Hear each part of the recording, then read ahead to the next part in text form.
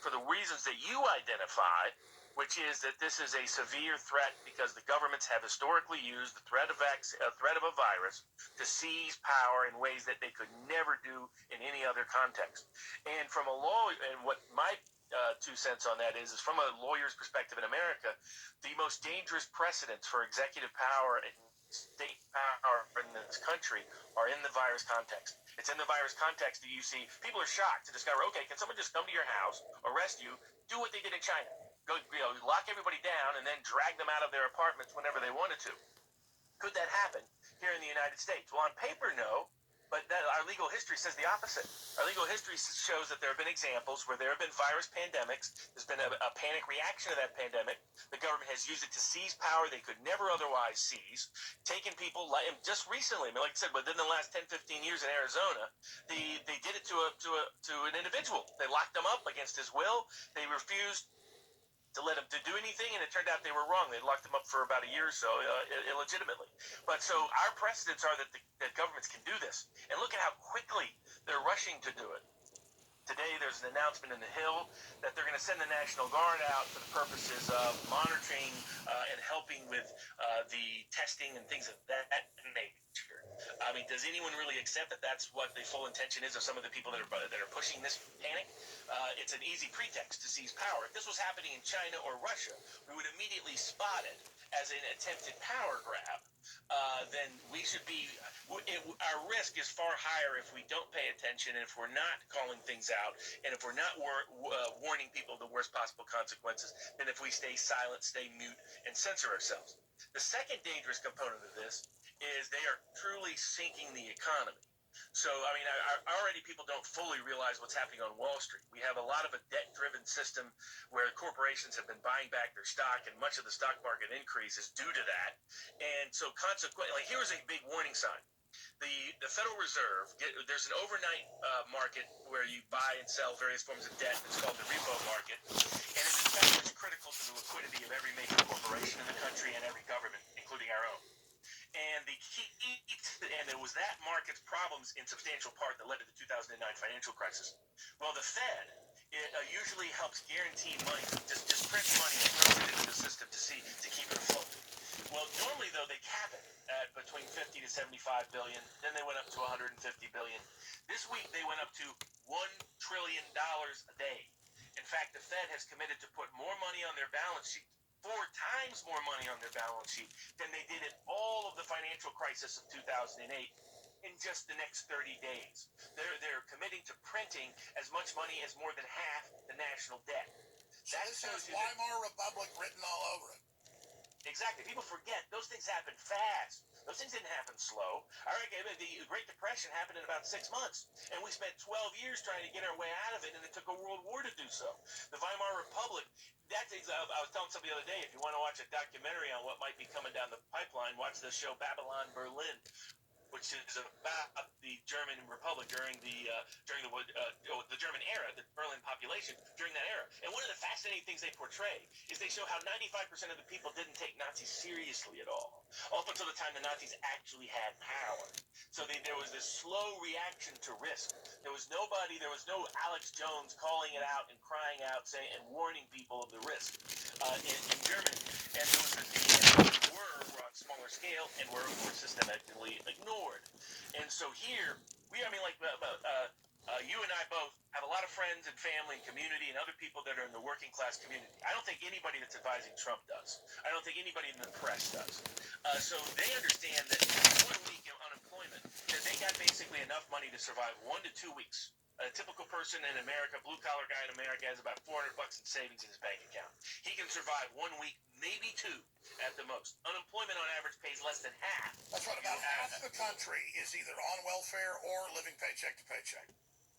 That's what's going to happen. And from a experimental perspective, the government creates massively dependent population. You want health care, now you can only get it from the government. You want to be able to pay your bills, you can only get it from the government. You want to be able to live in your house, you can only get it from the government. You want access to food, you're going to need the funds to be able to buy it, and you're going to need to get that from the government. So that's the great danger with this accelerated... I want to ask this question. How long do you think it will be until a depression is irreversible and as overextended as we are, as drugged out as we are, as much on welfare as we are, as divided as we are?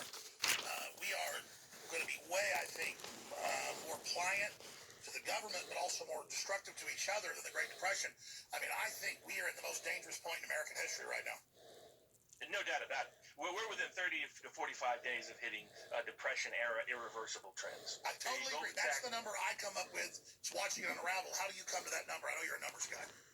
Goldman Sachs is predicting 24% contraction just in the second quarter and unemployment rate of double digits, which in practical terms is the equivalent of about 20% under the old definition. That's right. That's depression. Exactly. And they're talking about 50% unemployment within 6 months. And let me move to this now, Mr. Barnes. David Knight at Libertarian on Twitter. Buckingham shot, please. Here is his tweet. I was just asking callers earlier calling in about how they're all getting their critical infrastructure notes from the state police, from the governors, from their bosses that they're allowed to travel outside their house. This is your papers to leave in Nazi Germany. Note expiration date at bottom, April 2021. And sure enough, David sent one of them more coming in right now. Corona@Infowars.com. Send them in, folks. But black them out like this guy's done. Bigger than hashtag COVID-19. Reference statute gives exemptions for essential delivery under curfew. Military document. Martial Law 2020. Hashtag lockdown movement. Communications. And then it goes. Here is the actual letter. Just click on the letter here for folks on Twitter, please. We'll give them a full screen shot. Now let's give folks the HD if we can. Can we? There we go. Thank you. This certificate of post-disaster re-entry identifies the bearer as representative of a certified. So they're using the martial law localized of a hurricane, but this is general for a year. In accordance with the NCGS 166A-19.70 and grants the bearer the privilege of entering a designated curfew. You have privilege now.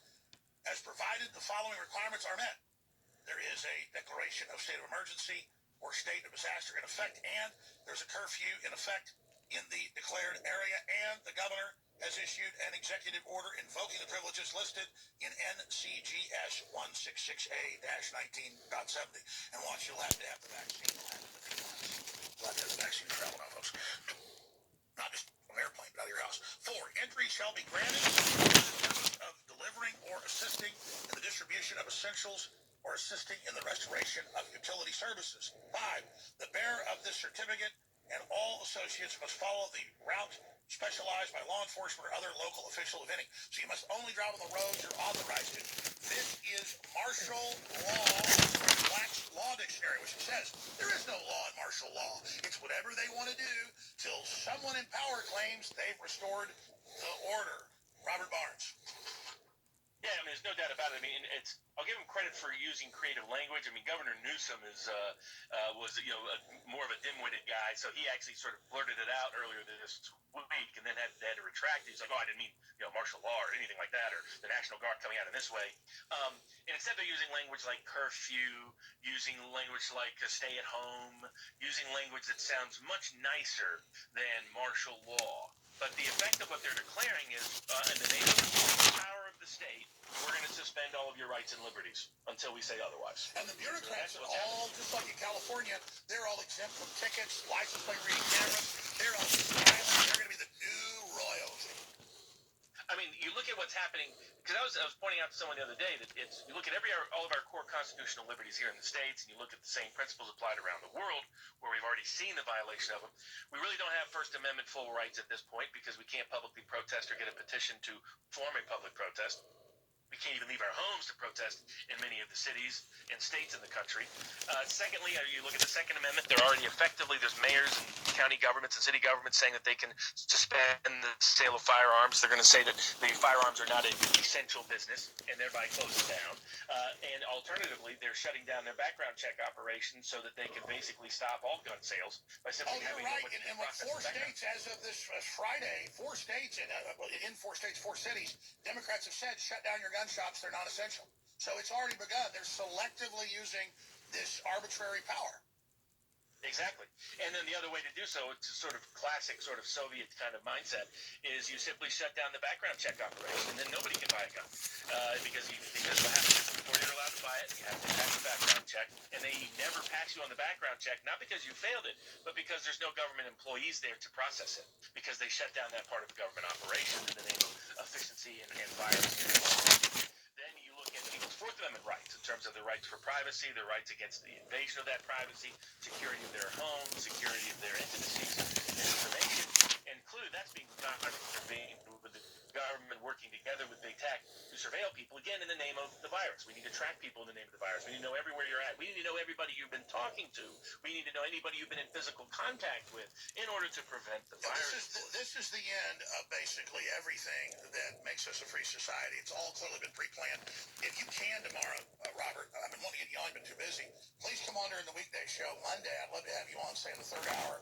I'd love to have you come on tomorrow evening in the second hour to get the law together.